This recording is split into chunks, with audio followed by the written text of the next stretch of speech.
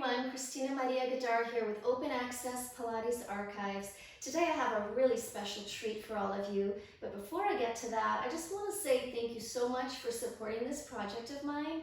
On May 25th, 2021, I started this project in which I share archival exercises, but I also have another aspect to this project, and that's where I also share original and vintage Pilates apparatuses. So up until now, I have been featuring apparatuses that belong to colleagues of ours, and today I get to share something that belongs to me. Before I get to that, I want to tell you a little story, a brief story, hopefully I can condense this, just as to how I got started loving and being interested in archival Pilates in general and the apparatuses. It all started in 2000 when I started working with a student named Clara. And this is before the internet was a big thing, at least for me. So she would come from Paris each winter to Sarasota, Florida, and she would take lessons with me almost every single day of the week for months while she was here with her dad. So she told me about how she got started in Pilates back when she was a student at the Juilliard in New York City, and she used to go to Kathy Grant at the Henry Bendel department store location, and that alone was really jaw-dropping to me because I had never heard of any other Pilates teacher other than my teacher, Romana Krzyzanowska, who had studied with Joe and went on to teach. She told me stories about how she would see the young Matthew Broderick, who's a famous actor, sitting on the sidelines while his mom did Pilates, and Kathy would keep him entertained with the magic circle. And she would tell me stories about Kathy Grant teaching these exercises like cats.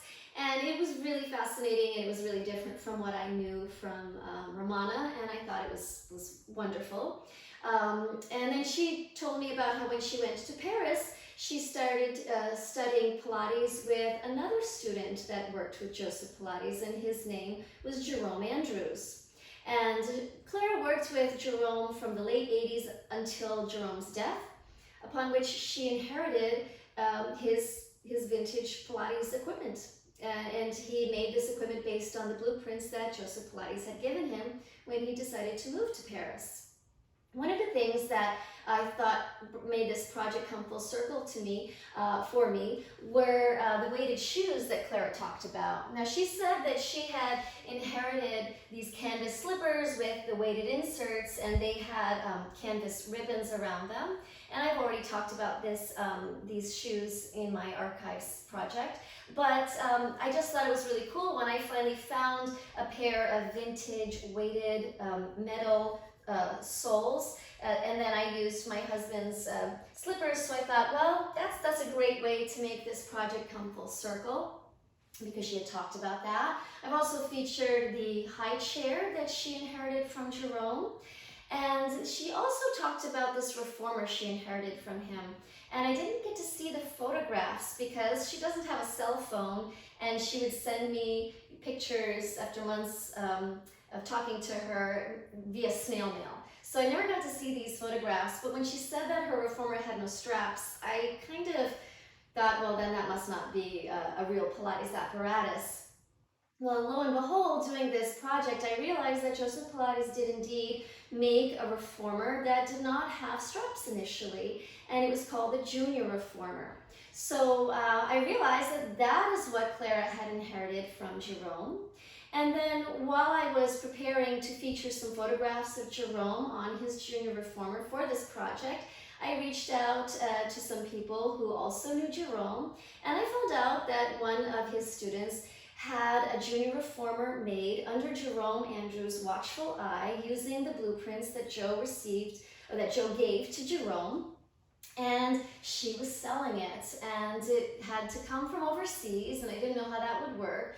But I thought, well, this would be a beautiful way to kind of round out this project where I have my own vintage apparatus. So what I'm about to show you is the Junior Reformer that was made using the blueprints that Joe gave to Jerome, and then one of his students used under Jerome's watchful eye to make in another country.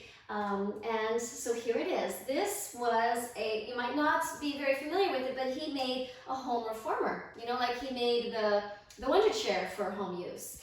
And as you can see, it's got this, this foot bar that's perpendicular, so that's already quite different. And it can come out. So I couldn't have asked for a better vintage apparatus when I have a small studio space. The other thing that's really pretty substantial is this, I'm going to stand up because it's very long, is this solid oak frame. There we go. It's super narrow, and there are springs, and there are 2 light springs and 2 heavy springs. The carriage, it's not really padded, and we all always hear that about the original apparatuses. And it's kind of like, I don't know, like kind of a rubbery material. And then we've got, instead of shoulder blocks, we've got this bar, and that comes out as well. So what I'm going to do is I'm going to lift this. I'm going to put it into the tracks for you to see. And it's in wood tracks. So, you know, it's kind of like having a car that's doesn't have the automatic steering. It's, you know, it's definitely older. And so I'm going to show you, maybe I'll just put 1 spring in just to save time. So I usually attach the spring this way first. There are 4 hooks.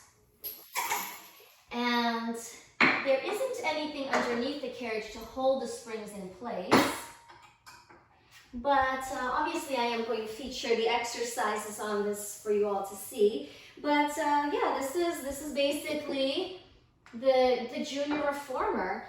And when I reached out to my student Clara in Paris, and I sent her the picture of this, she said, "Yeah, that looks identical to what I inherited from Jerome." The other thing, now I'm not sure if Jerome made it longer or not, but the teacher who I purchased this from overseas, she also sent me these pieces of wood, so you can see that instead of like a gear block or something to shorten the carriage, based on your students' proportions, you can put different pieces of wood. You can use more or you can use less.